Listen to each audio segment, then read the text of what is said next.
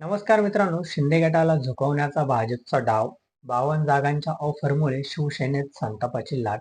आता मागे हटणार नाहीत. नेत्यांनी थेट एकनाथ शिंदेंनाच घेरलं. काय आहे ही बातमी, आपण सविस्तर या चॅनलच्या माध्यमातून बघणार आहोत. चला तर मग, मी सचिन नाईक आणि तुम्ही बघत आहात आपली राजनीती चॅनल. मुंबई महानगरपालिका निवडणुकीच्या पार्श्वभूमीवर भाजप आणि शिवसेना शिंदे गटात जागा वाटपावरून जोरदार खल सुरू आहेत. या चर्चेत भाजपने शिंदे गटाला अपेक्षेपेक्षा खूपच कमी जागा देऊन तणाव निर्माण केल्याचं समजत आहे. शिंदे गटाने तब्बल 125 जागांची मागणी केली होती, मात्र भाजपने पहिल्याच बैठकीत 52 जागांची ऑफर दिल्याची माहिती समोर आली आहे.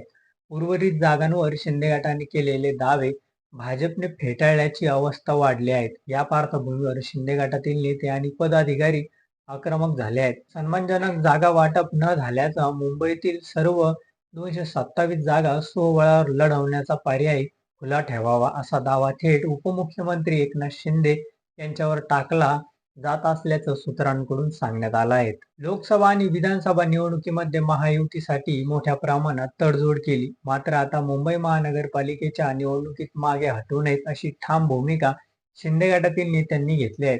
महापालिका निवडणूक ही पक्षाची खरी ताकद दाखवणारी असते, त्यामुळे शिवसेनेचा सन्मान संबंधित राहिला पाहिजे, असं मत नेत्यांनी शिंदे यांच्या समोर मांडलं आहे. दरम्यान उमेदवार निवडीची प्रक्रिया सुरू झाली आहे. मंगळवारी 227 जागांसाठी इच्छुक उमेदवारांच्या मुलाखती घेण्यात आल्या आहेत.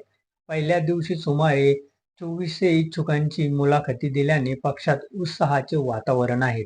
या सगळ्या घडामोडींवर एकनाथ शिंदे यांनी संयम ठेवण्याचे आवाहन केले आहे. केंद्रीय एनडीए आणि राज्यात महायुती सरकार आहे, त्यामुळे मुंबई महानगरपालिकेतील जागा वाटपाचाही प्रश्न माझ्यात आणि देवेंद्र फडणवीस यांच्यात चर्चेतून सुटेल, असं त्यांनी स्पष्ट केलं आहे. चर्चा करून सकारात्मक तोडगा निघेल असा विश्वासही शिंदे यांनी व्यक्त केला असून लवकरच अंतिम निर्णय होण्याची शक्यता आहे. तर तुम्हाला काय वाटतं हे आमच्या चॅनलच्या कमेंट बॉक्समध्ये नक्की कळवा आणि व्हिडिओ आवडला असेल तर चॅनलला लाईक आणि सबस्क्राईब करा. धन्यवाद.